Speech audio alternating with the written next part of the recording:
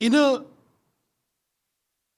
gathering of American conservatives, which is no longer a fringe movement, as we've been told at very time. It's certainly a government in waiting, as some people would like us to believe, and I think that's quite true, that in such a gathering, Indian conservatism or trends or political trends in India have entered the radar.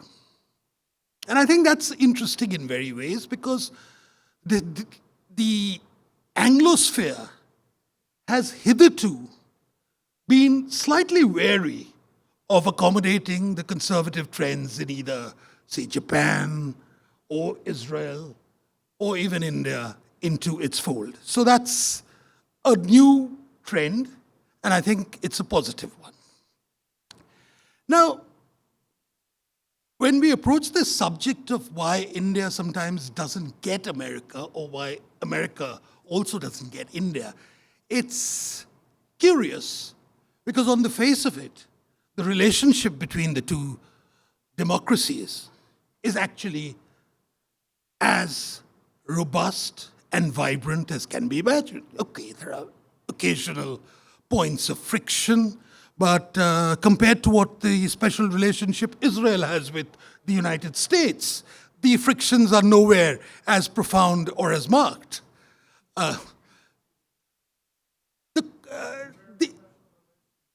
Special relationship, I mean, I thought the special relationship was across the pond, but never mind. In the past, there has been a tendency on the part of the United States to view India purely through the lens of Whitehall. That was an old tradition. And for a long time, it was understood that the Brits perhaps understood India a little better than the Americans understood India. Whether that's true or not is debatable, but anyway, that was the conventional wisdom.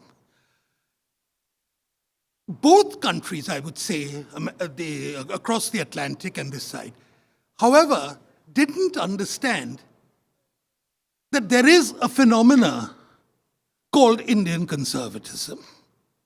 For a very long time, it was believed that the political consensus in India veered around a loose sort of Fabian construct. And it was sort of determined by sort of upper class labor politicians with some occasional hint of conservatism coming in here and there, which Mr. Nehru epitomized. And Mr. Nehru had a certain aesthetic disdain for America, if you see whatever thing. He thought they were subtly crass. And it was not a very unusual point of view. He reflected the conventional wisdom of the country houses of England at that time. However, this has changed quite a lot. There is a very vibrant, energetic, entrepreneurial Indian diaspora which is there in the United States now, doing phenomenally well. If I'm told that I think they're giving the Jewish community a run for its money as far as the per capita income is concerned. But that may just be hearsay.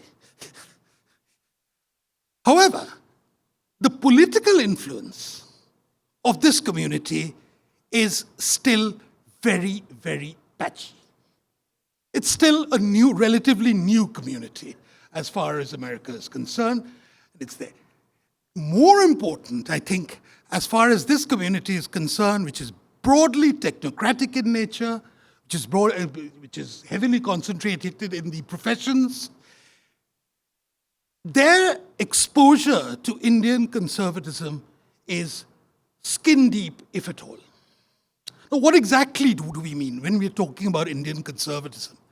What are the three cardinal principles? Firstly, unlike America, unlike various parts of Europe, in India, the term nationalism is not seen as a pejorative construct. it is seen also as something which embraces both sides of the political divide. So a large number of liberals too would actually say, oh, we are nationalists as well. The question is, whose nationalism is better? That becomes the thing. In the 19th century, when nationalism became a sort of a defining hallmark of India, it was often said, why was this? What was the main preoccupation? The main preoccupation of the nationalists at that time was asking the question, why is an old and ancient civilization like India in a state of political subordination? Why has it lost its sovereignty? And this still hangs over the definition of Indian conservatism. My friend Ram Madhav will obviously elaborate at length about them. But I just want to say that there are three features of Indian conservatism which I think are very important in defining, in understanding it, in understanding the Modi government, in understanding the present currents in India. The first is the preoccupation with national unity, that India is one. The unionist argument, you might say, if I might use an American analogy, it's the unionist argument which is very, very important in that sense, that India is one and India is indivisible. The second issue which comes about as a result of that is the question of national identity. And this is very important because throughout the 19th and much of the early part of the 20th century, it used to be said that India is much of a nation as the equator. That India is just something which has been patched together as a geographical entity and just, it's a contrived nationality. It's a contrived nationhood that just like Hindus are made up of different conflicting sects, and James can tell you much more about the fact that to find a unifying theological trend in Hinduism is quite, it's quite a challenging proposition, that how can this be an identity? And therefore, was this something which was a modern identity, which was created post-19th century, or has been an identity which has been existing in the past, and that it's not a political identity, it's a cultural identity. That's the point. And I think this cultural identity is something which is often missed out by a lot of people who are looking at India from the outside. You mentioned the case of the citizenship laws, which are actually very similar to the law return. Exactly, it's exactly the same. And I was there in the select committee, which was there, which debated it, and the idea was that when it comes to religious persecution, this is important to point out. Religious persecution, Muslims don't get persecuted on religious grounds in an Islamic state. They may be persecuted for other reasons. Freedom of speech, economic reasons, there could be lots of them. I have a very good friend, Taslima Nasreen, from Bangladesh, who's been persecuted because what she writes is seen often as blasphemy. But those are rare. Most of them have been persecuted for other reasons. Whereas the persecution of Hindus in Afghanistan, there was a very considerable Sikh population in Kabul, which used to be the moneylenders of Kabul at one time. Now, after the Taliban came and they've been turfed out, why have they been turfed out? Partly because they're Sikhs. I mean, you have a choice. You convert or depart. And under those circumstances, it is, I think, a natural obligation on the part of India to give them citizenship. And that, for example, my family comes from what is now Bangladesh, which was East Pakistan at one time. Now, being a Hindu in Bangladesh is not a very happy situation to be in. And a large number of them have come over to India. Now, if they are denied that citizenship for what was believed at one time to be a unified Indian state, that, to my mind, is wrong. So the question of national identity is very, very important. And finally, there's this question of national recovery and resurgence. And I think this is very important. The fact that you're sick of being in the third world. There was a time when people used to celebrate and romanticize the third world. When I was a student and in the late 60s, that used to be a, good sort of leftist radical thing, third world first, and stuff like that. People used to go to Nicaragua. I think Salman Rushdie went and wrote about the Jaguar smile, and Fidel Castro's posters quite the rage at that time. Well, it's no longer the case. I think people want facilities.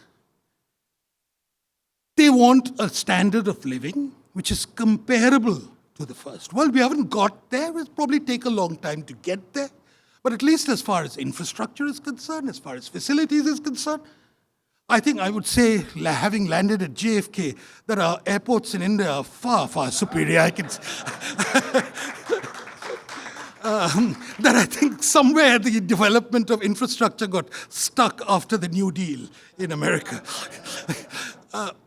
Well, the point is a latecomer does have advantages.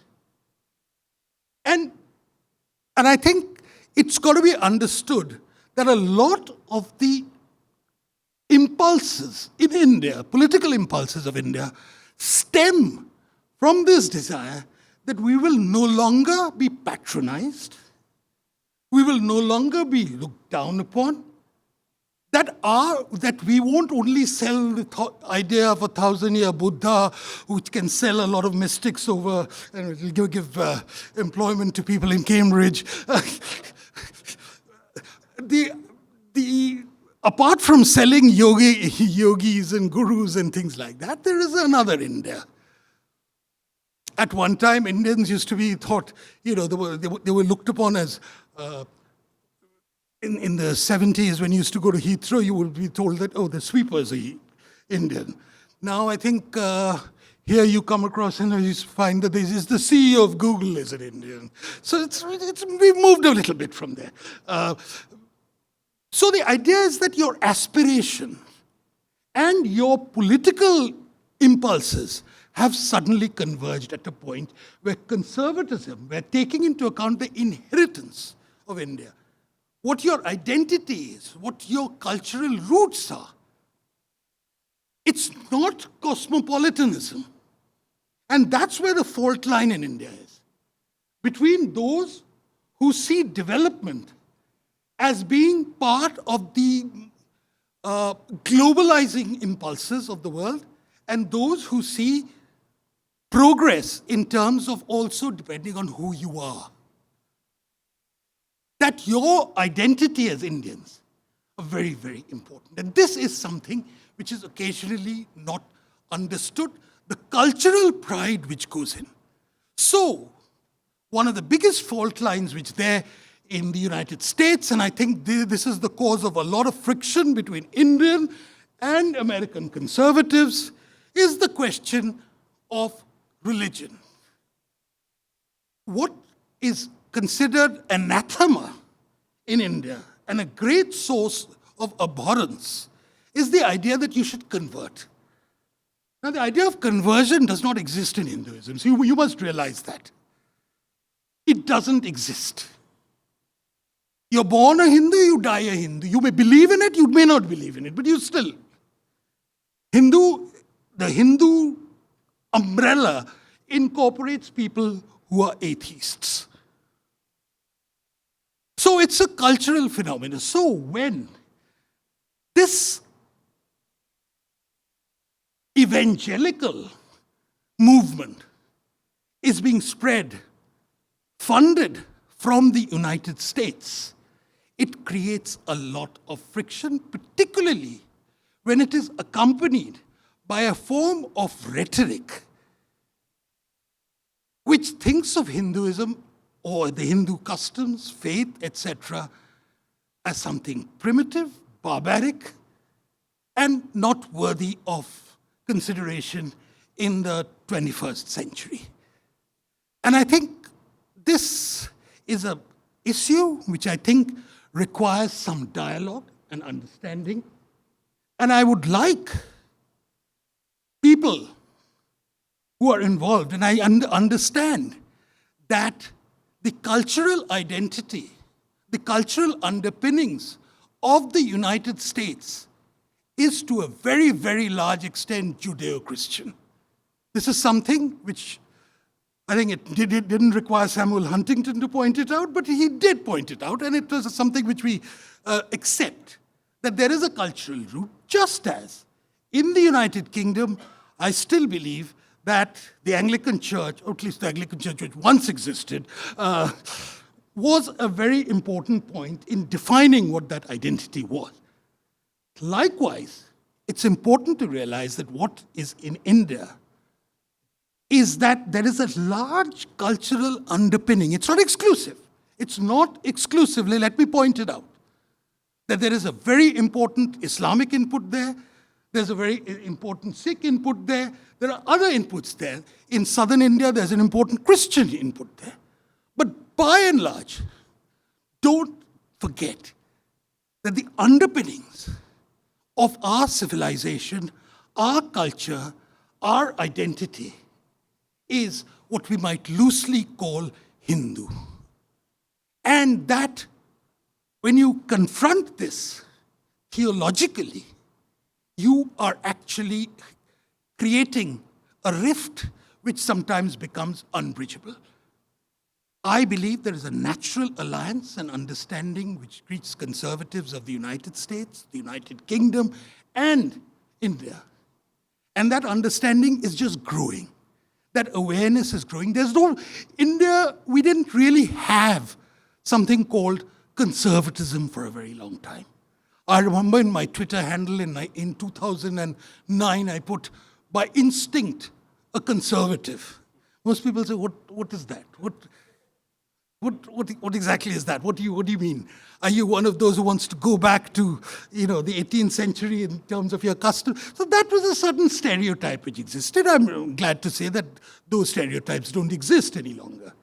But a formal relationship, a formal communication, understanding, dialogue, conversation, which involves people of the right in the UK, in US, Australia, New Zealand, the Anglosphere, as it were, the Commonwealth, you can call it, whichever you want to call it, Japan, Israel. This is overdue. And I think there are issues, which is not that we will necessarily agree with everything. That is why there's something called a national conservative thing.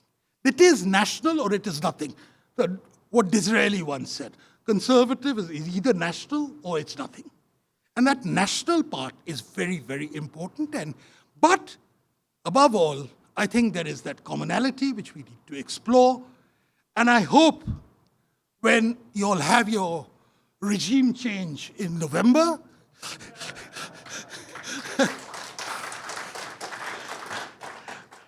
this process of trying to understand, because like you, we have often been called the stupid party. Just like y'all are being looked down and the objects of tremendous amount of liberal condescension, what the Ivy League does to y'all, we've been subjected to exactly the same thing. I went to rather elite institutions, and I often get, there's a sort of alumni network which is there in WhatsApp, and you often get, they're just petrified of what's happening in America. Someone is ill, and therefore the country, therefore the entire regime is falling apart, the whole country is falling apart. It's the end of civilization as we know it. Well, I hope it'll be the end of that civilization as we know it, and there'll be a better civilization. Thank you very much.